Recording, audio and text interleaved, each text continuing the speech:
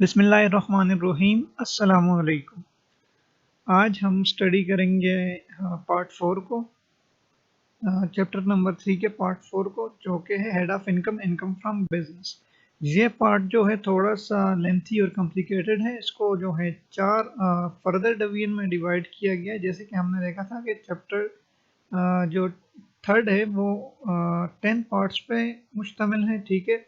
और फर्दर अब जो है हम जो है पार्ट 4 में है, और पार्ट 4 जो है फर्दर 4 डिवीजन पे मुश्तमिल है। तो सबसे पहले हम देखेंगे कि डिवीजन इनकम फ्रॉम बिजनेस, ठीक है। ये जो है फर्स्ट डिवीजन है। डिवीजन 2 डिडक्शन जनरल प्रिंसिपल्स हम इसमें स्टडी करेंगे, और डिवीजन 3 जो है इसमें हम डिडक्शन देखेंगे special provisions.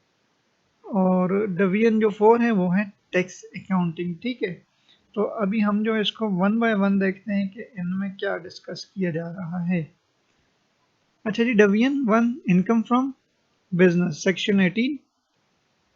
The following incomes of a person for a tax year other than income exempt from tax under this ordinance shall be chargeable to tax under the head income from business।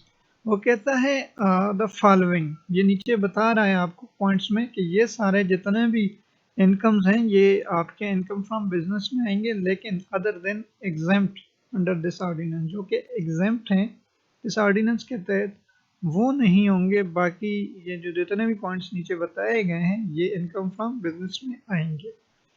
अच्छा जी, सबसे पहले हम देखते हैं कि point 1 में ये क्या कह रहा है। The profit and gains of any business carried on by a person at any time in the year, ठीक है। किसी पर्सन ने किसी फिजिकल या फाइनेंशियल ईयर में, ठीक है, कोई भी प्रॉफिट या गेन अर्न किया बाय बिजनेस, ठीक है, तो वो सारा क्या होगा, इनकम फ्रॉम बिजनेस के हेड में आएगा। दूसरा point, any income derived by any trade professional or similar association from the sale of goods or provision of services to its members, ठीक है। वो कहता है कि आपने कोई भी इनकम किसी ट्रेड या प्रोफेशनल या कोई सिमिलर एसोसिएशन से वो की है, अर्न की है, लाइक सेल्स ऑफ गुड्स या provision of services to its member, ठीक है। तो इससे आपने जितनी भी इनकम डिराइव की है वो आपकी इनकम फ्रॉम बिजनेस में आएगी। फर्दर वो इसको एक्सप्लेन करता है कि explanation for the removal of doubts, it is clarified that income derived by cooperative society from the sale of goods, immovable property or provision of services to its member is and has always been chargeable to tax under this provision of this ordinance, ठीक है। ये जो हमारा जितने भी इस तरह के वो है इनकम जो हम डिराइव करेंगे by cooperative society from the sale of goods, ठीक है, or immovable property or provision of services to its member is and always be, तो ये सब क्या होगा, chargeable to tax होगा under the head income from business।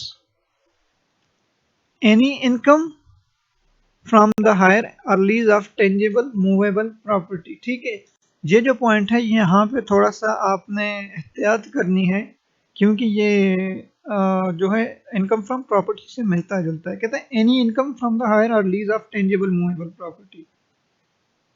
Tangible movable property को अगर आपने हायर किया या लीज किया है और उससे आपको जो भी इनकम मिलती है वो क्या होगी, इस हेड के अंडर काउंट होगी।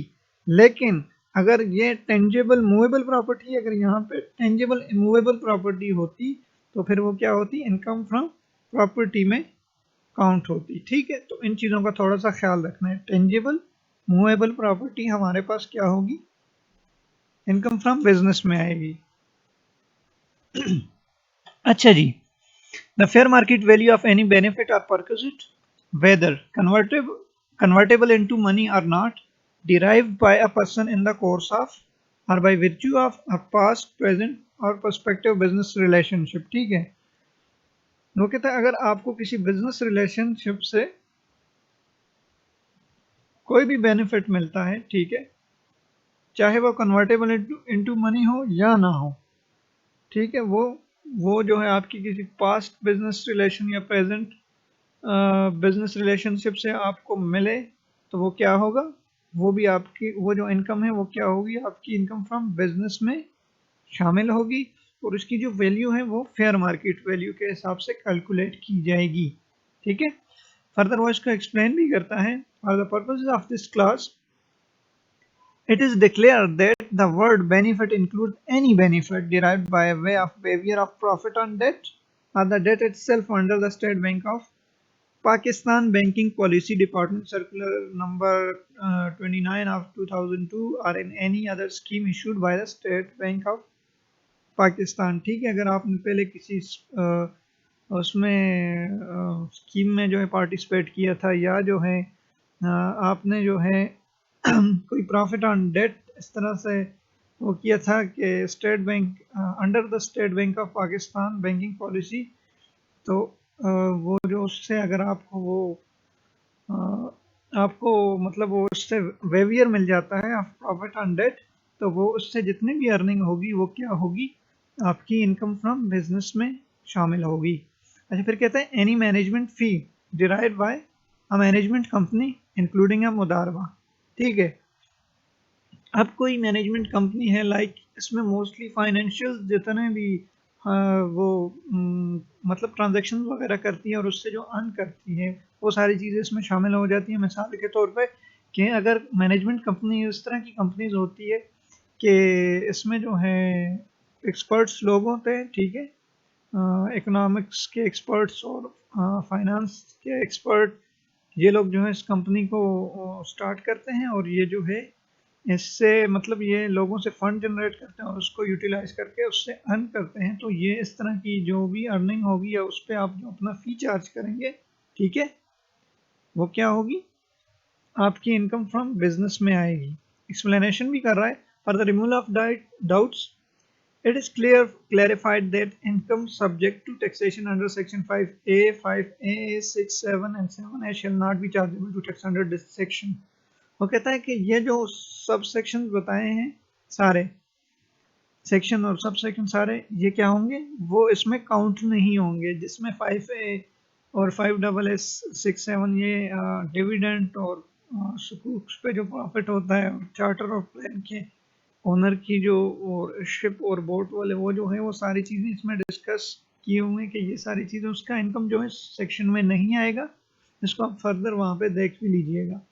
फिर कहता है any profit on debt derived by a person where the person business is to derive such income shall be chargeable to tax under the head income from business and not under the head income from other sources। अच्छा, मैं समझता हूँ कि ये जो sub section 2 है इसमें इसने बड़ी आसानी से सारी चीज़ों को सम अप कर दिया है। वो ऐसे कि अगर कोई भी पर्सन उसका काम हो, उसका काम ही यही हो या उसका बिजनेस ही यही हो कि वो प्रॉफिट ऑन डेट पे इनकम डिराइव करे, तो वो क्या होगा, इनकम फ्रॉम बिजनेस में काउंट होगा, ना कि इनकम फ्रॉम अदर सोर्सेज। अच्छा, ये इनकम फ्रॉम अदर सोर्सेज में तब होगा जब उस बंदे का, उस पर्सन का, ठीक है, ये कोई बिजनेस नहीं होगा, ठीक है, उसको कोई कह दे कि आप मुझे डेट पे कुछ अमाउंट दे दो इस तरह का, और वो अगर उससे उसको कोई प्रॉफिट आ जाए, ठीक है, उसका बिजनेस नहीं था लेकिन एक एडिशनली तौर पे उसने ये काम कर दिया, तो फिर वो इनकम फ्रॉम अदर सोर्सेज में आएगा। लेकिन अगर उसका काम ही यही है, उसका बिजनेस ही यही है, तो फिर क्या होगा, ये सारा जो है उसके इनकम फ्रॉम बिजनेस के हेड में काउंट होगा।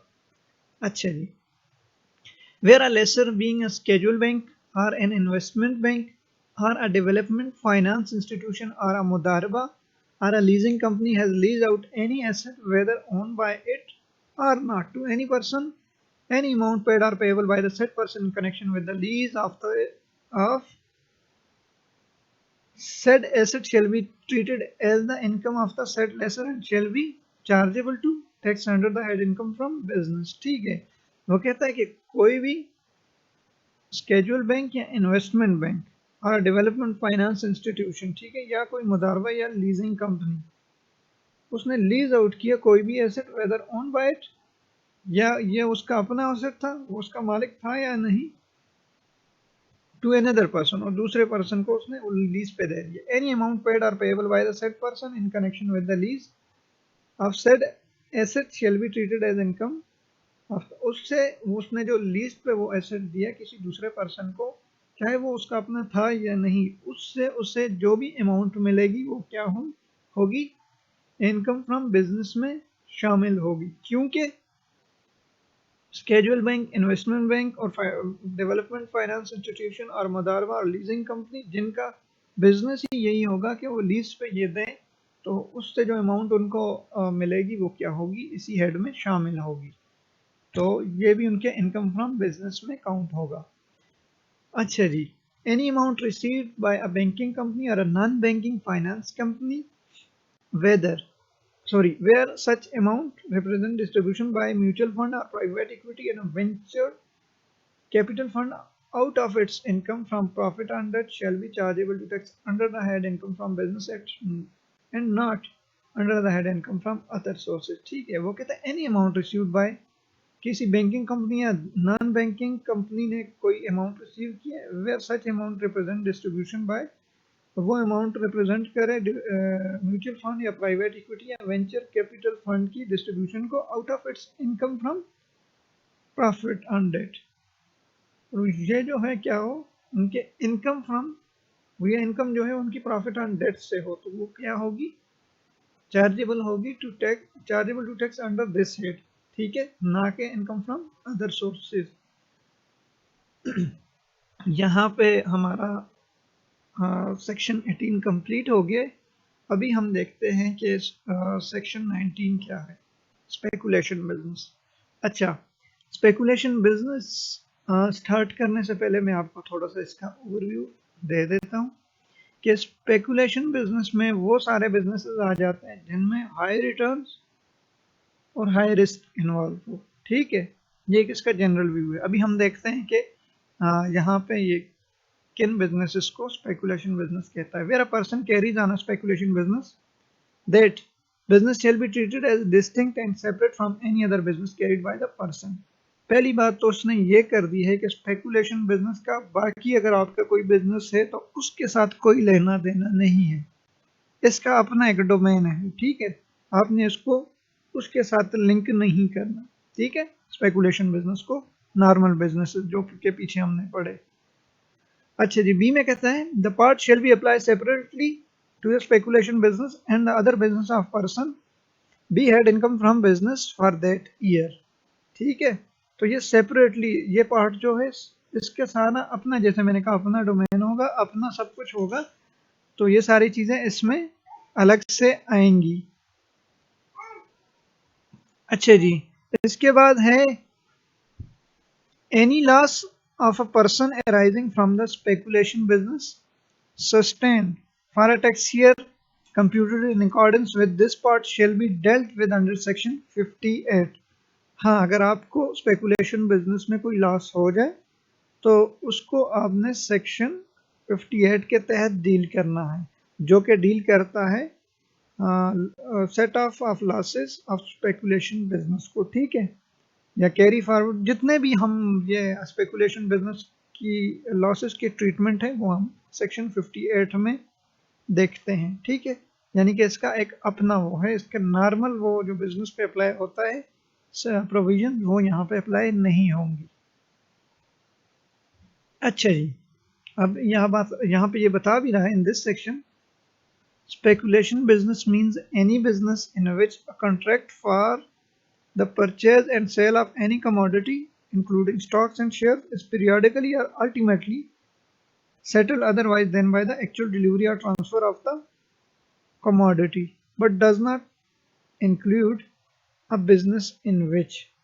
अच्छा, सबसे पहले तो इसने हमें ये कहा कि ये एक कॉन्ट्रैक्ट होता है for purchase and sale of any commodity. ठीक है, आपने किसी के साथ कॉन्ट्रैक्ट कर लिए, आप जो उसकी कमोडिटी सेल करते हैं या परचेज करते हैं। ठीक है, ठीक है, और इसमें यह भी कह रहा है कि इसमें इंक्लूड्स क्या क्या चीज़ें, दो चीज़ें बता रहा है, stocks and shares, that is periodically और ultimately settled otherwise than by the actual delivery और ट्रांसफर ऑफ द कमोडिटी।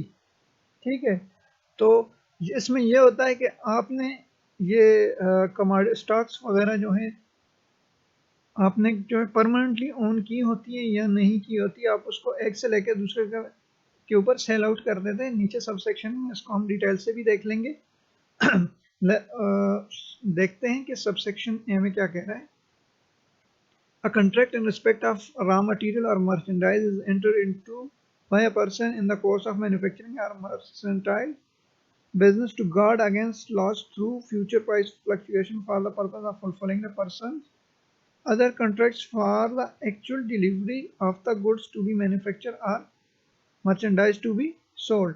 अगर आपने कोई ऐसा कॉन्ट्रैक्ट किया, ठीक है, जिसमें आपने खुद को मतलब आपने ऐसा कॉन्ट्रैक्ट किया कि जिसमें आपने खुद को सेफ गार्ड कर दिया, सेफ कर लिया लॉस से। अगर इनकेस लॉस हो जाए, आपने उस कॉन्ट्रैक्ट में ये मेंशन कर दिया कि लॉस मेरा नहीं होगा, लॉस जो है वो आपका होगा, किसी के साथ इस तरह का वो कर दिया, ठीक है। तो मैन्युफैक्चरिंग और मर्केंटाइल बिजनेस में अगर आपने खुद को लॉस के against safe guard safety measures ले लिए बाय कॉन्ट्रैक्ट, तो वो चीज़ें क्या होंगी, वो क्या होंगी, इस बिजनेस में नहीं शामिल होंगी, स्पेकुलेशन बिजनेस में वो नहीं आएंगी। दूसरी बात, a contract in respect of stocks and shares is entered into by a dealer or investor therein to guard against loss in the person holding of stock and share through price fluctuations, ठीक है। अगर आपने एक ऐसा contract किया, ठीक है, in respect of stock and share is entered into bye dealer, आप किसी डीलर के साथ वो हुए, ठीक है, कि आप जो है कोई भी किसी तरह का भी आपने उसके साथ कॉन्ट्रैक्ट किया और वो उस बात पे रजामंद हो गया कि लॉसेस जो है मैं आपके डील करूंगा, अगर आपको लॉस हुआ तो उसका रिस्पॉन्सिबल मैं हूं, मैं उसको आपको पे करूंगा, इस तरह का कोई भी कॉन्ट्रैक्ट हुआ तो वो स्पेकुलेशन बिजनेस में नहीं आएगा, अगेंस्ट प्राइस फ्लक्चुएशंस, ठीक है। फिर कहते हैं a contract is entered into by a member of forward market a stock exchange in the course of any transaction jobbing arbitrate to guard against any loss which may arise in ordinary course of the person business such as member, ठीक है। इन तीनों section में यही बात की जा sub section में यही बात की जा रही है कि अगर आपने खुद को किसी भी कॉन्ट्रैक्ट के थ्रू लॉस के अगेंस्ट सेफ गार्ड सेफ्टी वो ले ली तो ये फिर इनकम फ्रॉम स्पेकुलेशन बिजनेस में नहीं आएगा। यहाँ पे अच्छा ये वर्ड यूज हुआ है जॉबिंग आर्बिट्रेज, एक्चुअली ये क्या है इसको भी जरा देख लेते हैं। Jobbing means all transaction are square off during the same day, ठीक है। Arbitrage means a purchase of commodity और सिक्योरिटी इन वन मार्केट, एक मार्केट में यानी आपने उसको खरीद लिया, ठीक है, and then immediately sell it in other market, और आपने फौरन से उसको देखा कि कहीं और में आपको प्रॉफिट हो रहा है, आपने इसको दूसरे मार्केट में सेल कर दिया। सिंपली हम इसको यह कह सकते हैं कि practice of taking advantage of difference in prices in two और मोर मार्केट, ठीक है। तो ये क्या होगा, जॉबिंग आर्बिट्रेज इसको हम कहेंगे। तो इसमें अगर आपने आपको सेफ गार्ड कर लिया अगेंस्ट लॉस, तो वो क्या होगा, फिर वो भी स्पेकुलेशन बिजनेस में नहीं आएगा। तो हमें पता चला कि स्पेकुलेशन बिजनेस वो बिजनेस होता है जिसमें हम एक्चुअली इन्वॉल्व हो या ना हो किसी और के स्टॉक और शेयर्स को हम जो है सोल्ड आउट करते हैं और उससे हम अर्न कर लेते हैं, या जो है हमने वो चीज़ प्रॉपर ली नहीं होती और हम उसको सेल करके फिर उसको पेमेंट कर देते हैं, और इससे जो हमें जितना भी फ़ायदा होता है वो क्या होता है इस हेड के अंदर आएगा, ठीक है। तो आज के लिए इतना ही। अगर आपका कोई क्वेश्चन है तो आप ज़रूर हमें कमेंट सेक्शन में बताइएगा, और हमारे चैनल को आप ज़रूर सब्सक्राइब करें, शेयर करें और भी एस्पिरेंट्स के साथ, ताकि उनको भी फ़ायदा हो। और ये सारा जो हमारी एफर्ट्स हैं ये सारी आपके लिए हैं, तो ज़रूर आप हमारे नेक्स्ट वीडियो को भी देखें, और इंशाल्लाह हम इसको रेगुलर बेस पे अपलोड करते रहेंगे। थैंक यू एंड अल्लाह हाफिज़।